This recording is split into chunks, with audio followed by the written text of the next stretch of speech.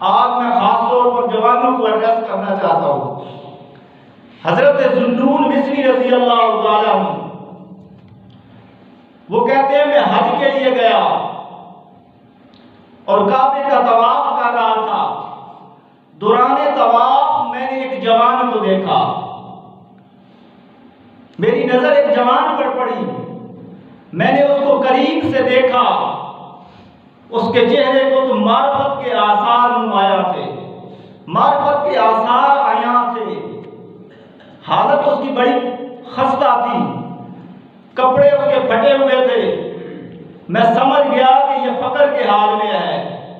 مفلسی اور افلاس کے حال میں ہے، حاجت مندی کے حال میں ہے۔ میں نے چاہا کہ اس کو کچھ دوں، فرمایا میرے پاس کل 100 دینار تھے، وہ میں نے 100 دینار اپنے ہاتھ میں لیے۔ دوران طواف آگے بڑھا اور اس کے ہاتھ کے ساتھ ہاتھ ملا کے اس کو وہ 100 دینار دینا چاہے، اس نے میرے ہاتھ کو دھکا مار کے پیچھے کر دیا۔ فرمایا میں پھر آگے بڑھا، آگے بڑھ کر میں نے اس کے کان میں آہستہ سے کہا، اے جوان یہ 100 دینار ہیں، ان کو رکھ لو، اپنی حاجت پوری کر لینا، اپنی ضروریات کو پوری کر لینا،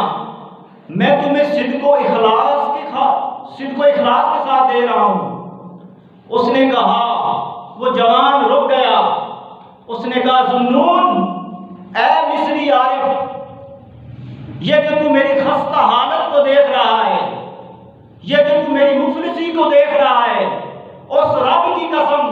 جس کے گھر میں ہم دونوں طواف کر رہے ہیں،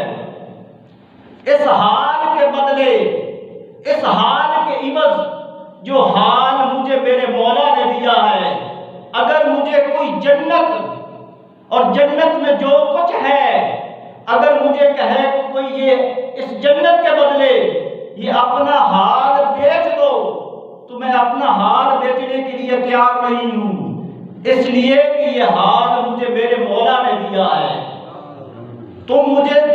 جنت دار البقا ہے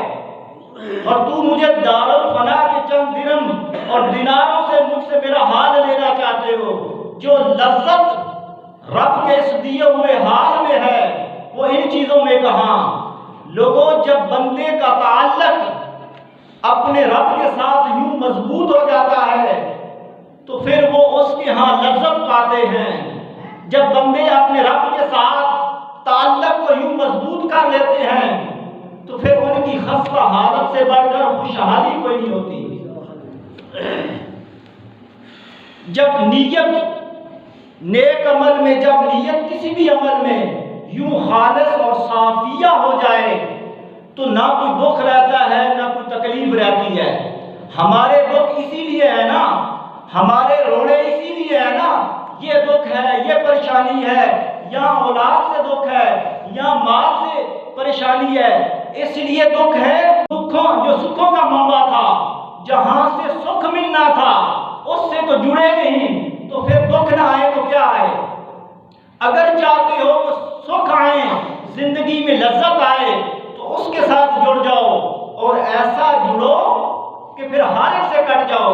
پھر دیکھنا کہ اس کے قرب میں تمہیں کیسے لذت ملتی ہے، اس کے ہاں تمہیں کیسے، اس کے ذکر میں کیسے لذت ملتی ہے۔ تو جوانوں، جوانی اس چیز کا نام ہے